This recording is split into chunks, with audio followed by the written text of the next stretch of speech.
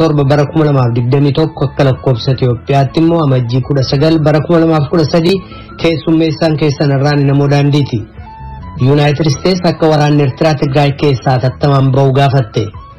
Gama biraatiin immoo naannoo Tigraay keessatti gargaarsi lubbuu oolchuu tattamaan akka hojjetamu Itoophiyaatti ambaasaaddarri United States aangoo gadhiisaa jiran Mike Renner hubachiisanii jiru. Daddachi obbo Jawaar Mohaammed faa yaada matamtootaa caqasuudhaaf irratti beellamamee ture maatiin matamtootaaf namoonni daddachicharratti argamuudhaaf dhufan uffata keelloo uffatan jedhamanii akka hin seenne dhorkamuu fi isaan kaan hidhamuu matamtootarraa waan komeen dhiyaateef addaan cite jedhamee jira. Kanneeniif kabiroodhaaf faga xumura sagantaa keenyaatti nu waliin turaa jenna dhaggeeffattoota keenya. Produuseriin Tamsaasarraa Biraan Haayiluu, tamsaasa intarneetiif miidiyaa hawaasummaa akka qindeessitu immoo Tigisti Gammeetii oduuf gara soraattan si dabarsa.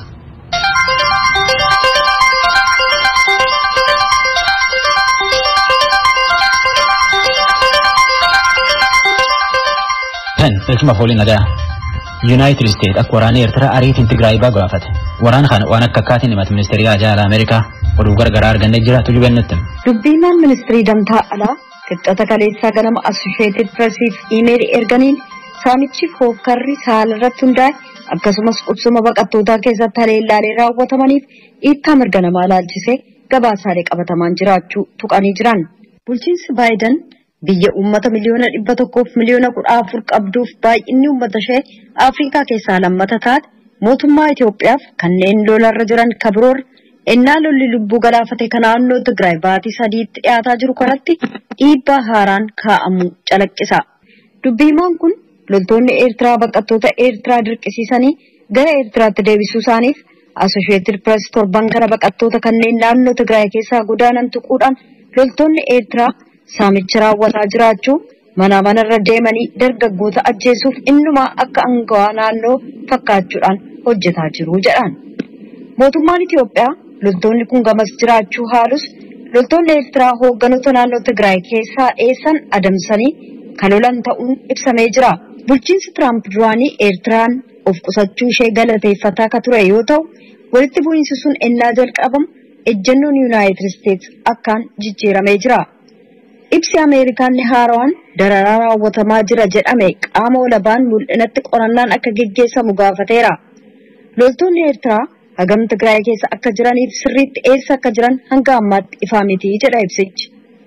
United States gaaffii kana kallattiin aangawoota Eertiraaf dhiyeessuu ishee hin beekamin jira. Waajjirri muummicha ministeeraa Itoophiyaas gaaffii kanaaf battala deebiin kennine. Kanneen ijaan argan lakkoofsi loltoota Eertiraa gamasii kumaan kan lakkaa'amu ta'uu tilmaamu. Aangawoonni Eertiraas gaaffii dhiyaateef deebiin kennine. Addunyaa irraa biyya cufataa akka taate ministeerri odeeffannoo Eertiraa torban kana fuula Tiwiitarii isaanii irratti barreessuudhaan Eertiraa irratti duulli maqaballeessii geggeessamu ammas irra deebi'uun ka'ee jira jedhan.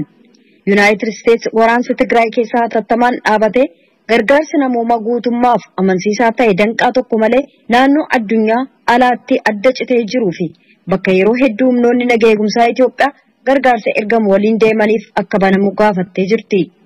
Ibsichi itti dabaluudhaan gargaarsi namoomaa kana tattamaa yoo naannoo sana battalan dhaqqabne namoonni kumaan lakkaa'aman beelaan dhumuu malu jedha. Tokkummaan mootummootaa ibsa mirga namaa ilaalchisuun eenya baaseen Tigraay keessatti beelli hammaataa jira gabaasa jedhu argataa jiraachuusaaf qonnaan bultoonni irra hedduun naannoo sana keessa jiran sababaa waraansa sanaan kan ka'e yeroon makaraa waan duraa darbeef hanqina nyaataatu jira jedheera. Hojjettoonni gargaarsa namoomaa gargaarsa dhaqqabsiisuuf naannoo sana seenuu hin dandeenye. Tajaajilli geejjibaa, ibsaa, baankiif kanneen biroon naannolee hedduu keessaa bakkatti kan deebi'in tokkummaa mootummootaa ibsee hospitaalonni 78 tajaajila kennaa hin jiran jedheera. Itti gaafatamaan dhaaba gargaarsa daa'immanii Henrietta Ford roobii har'aa ibsa kennaniin yaaddoon keenya inni guddaan haalli daran nama jeequ mudachuu mala ka jedhu. Hawaasi gargaarsa namoomaa addunyaa torbanneen 12f naannoo Tigraay walitti bu'iinsi keessa jiru seenuuf daandiin argate murtaa'aa ture. Naannoo sana keessa talaalli kennuun dhaabatee jira jedhan. Ibsi United States kun itti dabaluudhaan mootummaaf warreen Tigraay gidduu waliigalteerra ga'uutu barbaachisaa jedha. Mootummaan Itoophiyaa hoogganoota Tigraay duraanii waliin mari'achuu isa jedhu fudhatama dhabsiisuudhaan bulchiinsa haarawaa muudee jira. Hoogganoonni Tigraay duraanis gama isaaniin waggaa darbe sababa weerara COVID-19 kan ka'e filannoon akka nafne jechuun mormii kaasuudhaan yeroon aangoo Abiy dhumate jechuun isaanii ni yaadatama. Obbo Jawar Mohammed fi miilootis waliin hidhamanii beellam isaaniitiin armaan murtii federaalaa dhufan taatu malee dhaddachi jidduu jette wanni tun jidduu jettee fi maatii fi warra beellam kana caqasuuf maan murtii dhufetti waya hadhoo yookaan ammoo kelloo naqateetiin dhufe seenuu dhowwan kan irratti poolisiin nam hiite warri himatamelleen tan irratti iyyannoo dhiyeeffate warri dhaddachi dhufelleen kaanilleen rakkinni gargaraa himate oduun duubatti deebin mootummaan Somaalee waan maatiin biyyi isaanii ijoollee ta'een dhossaan lol Itoophiyaatti erguun oolanii jedhaniitiin himatanii dhiiressa mootummaan akkitti mudduutti jiran akka maatiin jedhanitti ijoollee isaanii leenjiif kaambii guuranii akka isaan naannoo Tigraay keessatti lolanii dhossaan Eertiraatti ergan. Tajaajili bilbil naannoo Tigraay kakalee addaan citee jedhanii ammayyaa'ii hojii deebi'ee jira akka bulchiinsi Telekoom Itoophiyaa jedhetti akka itti gaafatame bulchiinsi Telekoom Itoophiyaa jedhetti wanni tajaajili bilbilaa kute karaa caasaa faayibar ooptik jedhanii Maqalee irratti hammaate waan ammeessillee ammatti qorachuu jiran. Taatulak bulchiinsi Telekoom Itoophiyaa jedhetti naannoo tanatti tajaajila bilbilaa deebisuun nam tursuu dandeetti taatullee hojiitti jiran. Gaanaan pirezidaantii isii Khaduri Khadiyoo tana lubbuu dhabe arteessoo mootummaa isii karaa keessatti awwaalatte. President Jerry John Rawling nambar 1981 yakkum lamaaf tokko waraanaan biisuun bulchaa ture. Eegee immoo akka pirezidaantiitti filatame. Pirezidaantiin kun ganna 73 irratti ijaare yookaan ammoo lubbuu dhabe waan lubbuun dhabeellee dhiideessanii hin himne. Afaan Oromoo caqasuu jirtan. Pirezidaantiin Ameerikaa Joe Biden halee jedhetti bulchiinsi isaa akkuma duraallee jedhe qorsa koronaa miliyoona 200 bitateetiin naannolee qooduuf furfoo jira. Ameerikaatti nama miliyoona 25 caala irratti vaayirasii koronaa arganii nama 400 fi 25 caala galaafatu dhukkubni kunin Ameerikaatti akka kanaan addunyaa dur jira. Pirezidaantiin Ameerikaa Joe Biden waan Ameerikaan qabdu cufaanuyyuu ajaja bara waraana baafataniini dhibu kana biyyirraa dhowwuuf qophii jirraa jechuun dubbate. Qorsa vaayirasii koronaa addunyaan argattee wayii qooduu jirtu kana ammaan tana warra humna laafaatii kennuu jiran jaarrolee fa'a hojjettoota fayyaatii fi nama kanatti argachuu jira walumir mammarsuu jiran. Pirezidaantiin Ameerikaa Joe Biden balaa jijjiiramii qilleensa addunyaatti hin dhufuu danda'u liqqeessuu fi karoora mootummaan isaa ittiin hojjetu irratti ajaj baasaa jedhaniitiin eeguu jira ajaj baaseetiin mallatteessa. Akka odeeffamtuun biiroo bulchiinsa mootummaa Ameerikaa White House James Saki jettetti balaa gugurdaa Biden ganna afran dhufarratti hojjetu keessa tokko balaa jijjiiramii qilleensaa dhufuun irratti hojjechuu. Joe Biden jijjiiramii qilleensaa irratti duuluu fi ministeera haajaa alaa Ameerikaa Khaduri John Kerry hojii tanatti file. Joe Biden waliigalta addunyaan armaan duratti balaa jijjiiramii qilleensaa irratti hojjechuuf waliigalte ka Paarisitti irratti waliigalaan Ameerikaa deebisuuf ajaj baasuu jira. Pirezidaantiin Ameerikaa Khaduri Donald Trump ammoo Ameerikaa waldaa sun keessaa hin baase. Tarmaleellee Joe Biden Ameerikaa keessatti laf mootummaan federaalaa bulchu keessa zayitii fi gaazii akka hin baafne ajaj baasuuf deema. Raashaan teessoo mootummaa isii Mooskootti manneen nyaataatii fi manneen dhugaatiitii fi manneen sirba halkanii koronaaf jedhanii cuunfan kaanii haq tokko halkanillee akka isaan banaman ajajuu jirti. Arda jalqabee Mooskootti manneen akkana kunini hojii harka 30 hojjetan dhiisaniitiin namni akka dansa deebi'ee hojjechuuf deema. Akka bulchaan Mooskoo Sergey Sobyaanii jedhetti biyya isaaniitti koronaan xiqqaachaa deemuutti jira. Taatullee namni akkuma durii kaan dhugee jibii yaabbatuuf yoo namni itti gobbate yaa'ullee maaskii hidhateetiin deema afaanii funnaanillee gonoffatee deema.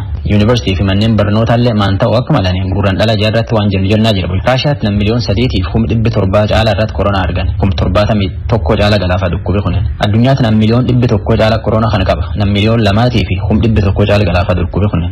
Waldaa Awurooppaatii fi dhaabii qorsa koronaa hojjetu AstraZenecaanii oomisha qorsaa irratti wal dhabuu jiran. Waldaan Awurooppaa AstraZenecaanii qorsa koronaa miliyoon 400 sila biyyoota waldaa Awurooppaatii kennuuf jedhe akka waliigaltee kaan itti deemutti hin jiru. Mari'achuuf sila har'a hor ta'anillee hori sun hin taane eegammoo gargalgala gul hor kanatti hin deebinaa jechuutti jiran. Akka qara jedhanitti sila AstraZenecaanii waldaa Awurooppaatii qorsa miliyoon 400 kennuuf waliigalanii tan mirkaneessuuf jimaatti dhufu hor ta'anillee.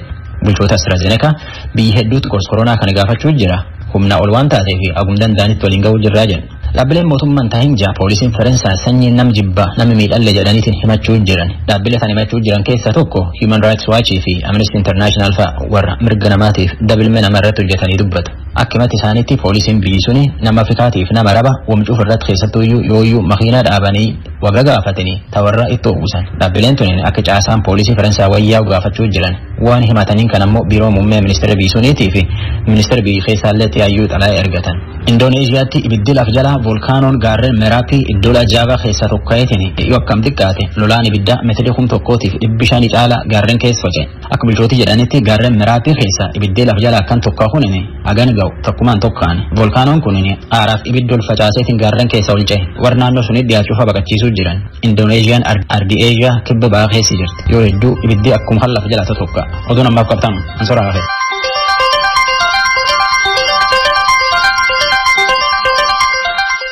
Kadhagaa jirtan as Washington DC irraa kadabru raadiyoo sagalee Ameerikaa sagantaa afaan Oromooti.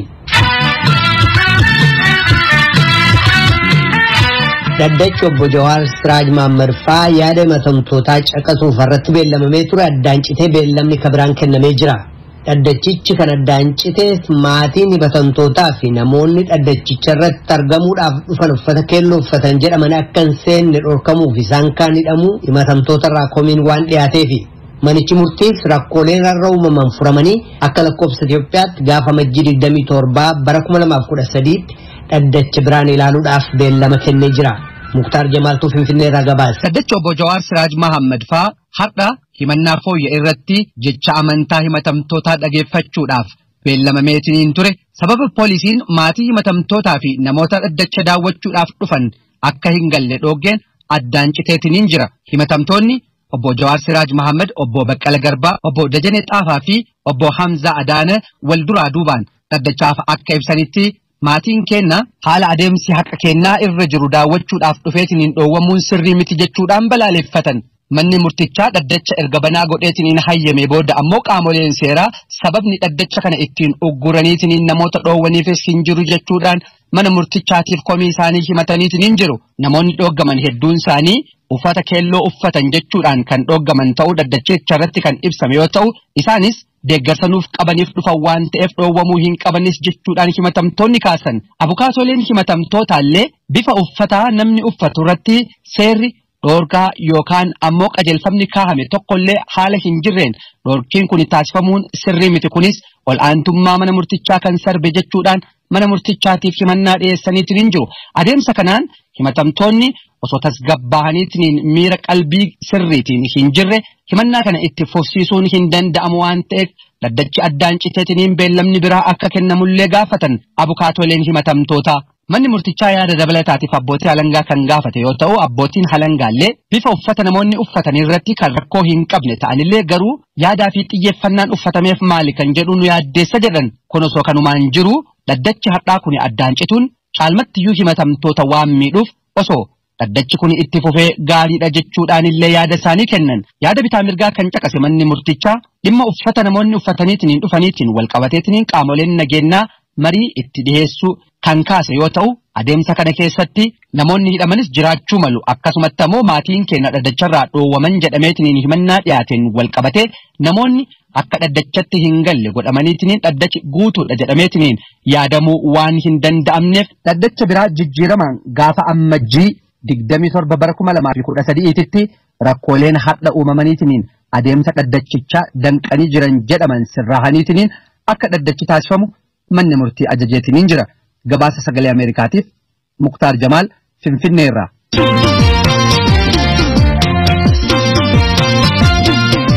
Lammiiwwan Itoophiyaa haqa hawaasummaaf yookaan izeemaa ka jedhamu paartiin siyaasaa kakaleessa bulchiisa magaalaa Finfinneetiin dhiyaate bahiin qorannaa weerara rafaa seeraa alaa fi manneen seeraa ala qabatamanii qorannaa nuti ammaan dura geggeessine kan mirkaneesse jechuudhaan ibsee jira. Qorannaan izeemaa gochaalee jijjiiramaa booda geggeessamanitti kan fuudheffate yoo ta'u weerarri seeraa alaa immoo akka lakkoofsa Itoophiyaatti bara 1997 jalqabee jabaatee geggeessamaa ture jedha bulchiinsi magaalaa Finfinnee. Izeemaan weerara lafaa seeraa alaa irratti qorannaa geggeesseen bahiin inni argadhe jedhe harka sadiirraa tokkotu sirriidhaa jedha ibsi bulchiinsa magaalaa Finfinnee kun. Saayidaan Xootu gabaase. Bulchiinsi magaalaa Finfinnee bara 1997 hanga bara 2012 karaa seeraan alaatiin lafa weerarame hektaara 1,338 ol akka qorannoodhaan argatee fi manneen jireenyaa waliinii gamoowwanii fi manneen gandaa waliigalaan 10,000 lakkaa'aman karaa seeraan alaa namootaan qabamanii akka jiran bu'aa qorannoo gaggeessaa ture irratti hundaa'ee ibseera. Paartiin Izeemaa gama isaatiin bulchiinsa magaalattiitti waggoottan lamaan darbanitti lafti kaarameetirri 213 ta'u seeraan ala weerarameera qorannoodhaan mirkaneeffadheera jechuun ibsuun isaanii yaadatama. Kanuma bu'uura godhachuudhaan ibsa kaleessa bulchiinsi magaalaa Finfinnee weerara lafaa seeraan ala raawwatamee fi manneen jireenyaa seeraan ala qabataman ilaalchisuudhaan kenne irratti dubbii himaa Izeemaa obbo Naatnaa'el Fallaqee haasofsiisneerra. የትላንትናውን መግለጫ ምክትል ከንቲባ የሰጡትን አዳምጠናል። በአጠቃላይ እኛ በከተማው ኢብሳ ከሌሳ ከበጀምቱን ከንቲባ ይታንቱ ከነን አገፈኔራ ወሊገላን ከኑት ኤስኔ መነን ጅሬኛፍ ለፎሊን ወልቀበቴ ቡአ ቆረኑ ኬኛን ከነርገኔ ምልከኔ ሴጅራ Inumayyuu kan nuti hojjanneen ol baay'ee gadi fageenyaan rakkinichi kan hundee gadi fagoo qabu akka ta'e lafti baay'eef manneen jireenyaa hedduun seeraan ala darbaa akka turanii fi weeraramaa akka turan ibsa mirkaneesse ta'eeti kan agarre. Nuti yeroo qorannoo kana gaggeessine waggaa lama qofa irratti kan daangofneef eeruu dhuga qabeerraa ka'uuni. Rakkinichi baay'ee addeessaa ta'uu fi humni keenya murtaa'aa ta'uudha malee rakkinichi kan jiru ta'uu qorannoon keenya jiraa jedhee kan ibse isaanis qorannoon irra geenyee kan jedhanii ibsan kan dhugoomsedha. Yaaduu ያረጋገጠው ነው። Itti aantuun kantiibaa magaalaa Finfinnee Adaanech Abeebee ibsa kaleessa bu'aa qorannichaa irratti kennaniin Izeemaan karaa seeraan alaatiin weerarame lafti kiiloomeetira 213 jedhee bu'aa qorannoo inni dhiyeesse keessaa harki 2/3 kan abbaa taayitaa bishaaniif dhangala'aa Finfinneen qabamee jiru ta'uu ibsuudhaan yeroo Izeemaan ibsa kana baasutti bulchiinsi magaalaa qorannoo dhimma kana irratti gaggeessaa akka ture ibsaniiru. Izeemaan ባለፈው አንድ ጥናት አካሂዶ ወደ 200 እንደዚህ የሚሆን ሄክታር መሬት Izeemaan yeroo darbe qorannoo tokko gaggeessee lafti hektaarri 200 ol karaa seeraan alaatiin dalleeffameera jedhee ture. Garuu Izeemaan yeroo inni bu'aa qorannoo kana dhiyeessu nuti qorannoo gaggeessaa jirra. Qaamaanis walagarree akka qorannoo gaggeessaa jirru itti himnee turre. Isa dura paartiin badhaadhinaa hagayya keessa ibsa baasee tureen qorannoon hagaggeeffamu jijjiiramni hooggansaas hagaggeeffamu jechuun kallattii kaa'ee hooggansa amma Finfinnee bulchaa jiruuf ammoo seeraan alummaan akka qulqullaa'uuf kallattii kaa'ee ture. Garuu Izeemaas haa ta'u paartiin biraa qorannoo yoo gaggeessee fide galatoomaa ittiin jennee akka galteetti itti fayyadamna.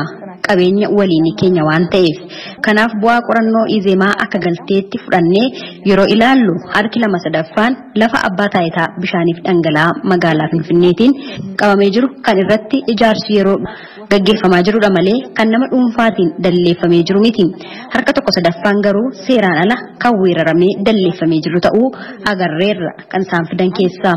አይተናል እነሱ ካመጡት Izeemaan yeroo qorannoo kana jalqabu bulchiinsa magaalattiif waamicha taasisee fi ture jedhan obbo Naatnaa'el.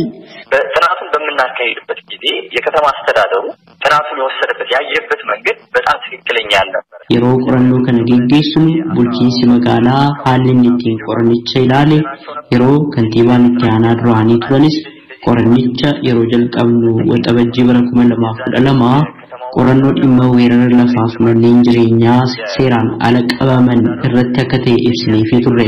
Qorannoo kanaaf galtee ni barbaannaa jennee bulchiinsa magaalaa, maanajimentii bulchiinsa lafa magaalaa fi bulchiinsa misooma manneenii gaafannee turre. Garuu gaaffii keenyaaf deebii kennuuf eeyyamamoo hin turre. Ergasiis qorannoo keenya xumurree uummataaf osoo ifa hin taasisin dura bu'aan qorannoo keenyaa kanadha. Deebiin keessan maali jechuun akka gabaasa guutuu ta'uuf gaafannee turre. Ammas qaamoleen kun sadan deebii nuuf kennuuf eeyyamamoo hin taane. ለዛም ምላሽ ለመስጠት ፈቃደኛ አልሆኑ። Akka bulchiinsi magaalaa Finfinnee ibsetti mandarri 66 kan jiraattota 200 ol qabu karaa seeraan alaatiin hundeeffamee lafti qabamee jira. Akkasumas maqaa mana amantaatiin seeraan ala lafti qabamee jiru qorannoodhaan akka qulqulleeffames ibsameera. Dhimma kana ilaalchisuudhaan tarkaanfii fudhatame itti aantuun kantiibaa magaalaa Finfinnee akkanaan ibsaniiru. 16 ዓመት በላይ ሰፍረው የቆዩትን ሰዎች Waggoota 16 waggoota 20f namoota bakka sana qubatanii jiraatan amma ka'aa jechuun ulfaataadha. Lafti kun seeraan ala asii ka'aa jechuun sirriidha jennee hin amanne. Qorannoo dabalataa taasifnee hawaasa kanaaf furmaata addaa kennuufiin barbaachisaa ta'uu hubanneerra. Garuu seeraan alummaan akka seeraan ala ta'e hubatamee yoo sirreeffame malee yeroo dheeraadhaaf namni tureeraa seeraan ala ta'us jedhamee yookaan itti fufamu ta'e nu balleessa. Kanaaf hawaasa waliin mari'atamee fuulduratti haala seeraan alummaadhaaf nu saaxileen hojjetamuu qaba. Seeraan alummaa dhabamsiisuudhaaf immoo waliin mariin hojjechuun dirqama. Ammaaf garuu furmaata barbaaduu akka qabnu hubanneerra. Lafti hektaarri 1,300 sun lafa mandarri kun itti hundeeffame kan of keessatti hammate miti. Manneen amantaa waliin wal qabatees manneen amantaa hedduun haala adda addaatiin seeraan ala ijaaramanii argineerra. Manneen amantaa kun osoo hin ijaaramin dursa ittisuuf barbaachisaa ture. Karaa seeraan alaa yeroo ijaaraman garuu erga ijaaramanii maal ta'uu akka qaban itti gaafatamummaa isaa dursitoota mana amantaa sana waliin haasofnee wal amantaarra geenyeerra. Maal gochuu akka qabanis itti himneerra. Itti gaafatamummaa fudhatanii akka diiganii fi hanqinni bakka waaqeffannaa yoo jiraate bulchiinsi magaalaa karaa seera qabeessaan akka isaan keessummeessu seeraan alummaa garuu manneen amantaa waliin taanee akka dhabamsiisnu waliigaltee irra gahameera. Tarkaanfii isaan seeraan ala manneen amantaa ijaaraman irratti fudhatan bu'aa isaa yeroo isaan dhiyeessan ifa taasisna. ይሆናል ማለት ነው። Dubbii himaan Izeemaa obbo Naatnaa'el waa'ee mandara seeraan ala hundeeffamanii fi lafa maqaa mana amantaatiin seeraan ala qabaman qorannoo isaanii keessa akka hin galchine ibsaniiru. የኛ ጥናት ውስጥ በአጋጣሚ ሆኖ ከቤተ እምነቶች ጋር የተያያዘ ቦታ አልነበረም። akka carraa ta'ee qorannoo keenya keessaa waa'ee lafa maqaa mana amantaatiin qabamee jiru ittiin dabalamne qorannoo keenya keessa kan ture lafa magariisummaaf jedhamee irratti buufanni fayyaa ijaaramaa kan turee fi lafa baankii lafaa keessa jiru kan namoota dhuunfaan weeraramedha. Izeemaan bulchiinsi magaalaa Finfinnee bu'aa qorannoo kanarratti hundaa'uun qaamolee gocha seeraan alaa kana raawwatan gara seeraatti akka dhiyeessu gaafateera. Bulchiinsi magaalaa Finfinnee gama isaatiin namoonni hojii seeraan alaa kanarratti hirmaatan seeratti akka dhiyaataniif dhimmi kun akka qoratamuuf abbaa alangee waliigalaa fi poolisii federaalaatti dabarfamee kennamuu ibsee jira. Gabaasa raadiyoo sagalee Ameerikaatiif Tsahaay Daamxoo Finfinneerraa.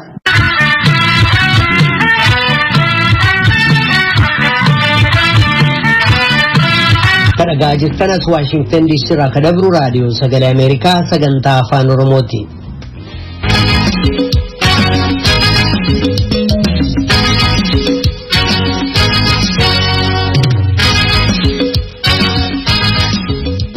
Naannoo Tigraay keessatti gargaarsi lubbuu oolchuu hatattamaan akka hojjetamu kan aangoo gadhiisaa jiran Itoophiyaatti ambaasaaddarri Yuunaayitid Isteets Maayikil Reener gaafatanii jiru.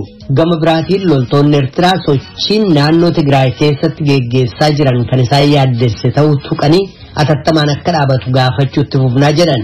Ajjechaa okkara saalarratti hundaa'ee geggeeffamuuf dhiittaalee mirga namoomaa akka biroo dhimma laallateen odeeffannoolee qabatamoo Tigraayiif naannolee Matakkal ilaalchisee dhiyaataa jiran irratti akka qorannaan geggeeffamus gaafatanii jiru. Gabaasaa Iskindir Firew Tuybeetu dhiyeessa. Akka lakkoofsa Itoophiyaa jala bultii jijjiirama biyyattii gara Finfinnee kadhaqan waggoota 3 darbanis Itoophiyaatti ambaasaadar Ameerikaa ta'uun kan tajaajilan Maayikil Reener waa'ee siyaasa Itoophiyaaf adeemsa jijjiiramaa waltajjii garaagaraa irratti dubbataa akka turan dubbii himaa biyya isaanii ta'uudhaan beekamu. Muuxannoon isaanii kan yeroo dheeraaf kan Afrikaa keessaa hoogganoota isaanii dabalatee akka faarfamu beekamee jira. Waajjira ministirii dhimma alaa Yuunaayitid Isteetsitti itti aanaa ministirii dhimmoota Afrikaa kan ta'an Tiiboor Naash sadaasa bara 2011 innaa Itoophiyaa daawwatan tuuta oduuf ibsa kennaniin Reener ambaasaadara filatamaa nuti Afrikaa keessaa qabnu jedhaniiru. Ambaasaadar Reener torbee turtii isaanii Itoophiyaa xumuranii deebi'uuf qophiirra jiru. Kaleessa sabaa himaalee filataman waliin kan wal arganis nagaa dhaamuu isaanii kana ilaalchisuudhaan ture. Waraansa naannoo Tigraay dabalatee dhimmoota hedduun ka'anii turan. Biyyi isaanii lammiiwwan 2 waraansa Tigraay keessatti hirmaatan adda baastee kan ilaaltu ta'ullee ibsaniiru. In my early days here, as I alluded to earlier, we tried to foster a sense of waraansa sanarratti kan hirmaatan qaamotii lamaan qixxee akka hin ilaalle durumaanuu ifa goonee jirra. Inni tokkummaa bulchiinsa biyyattiif nageenya uummata isaa eegsisuuf itti gaafatamni kan irra jiru mootummaa federaalaa inni kaan immoo hokkara hidhannoo irratti kan hirmaate ture jedhan. Haa ta'u malee waraansi bayii gaarii akka hin qabaatin ambaasaadarichi kun dubbataniiru. There's never a clean aftermath to war. It always has an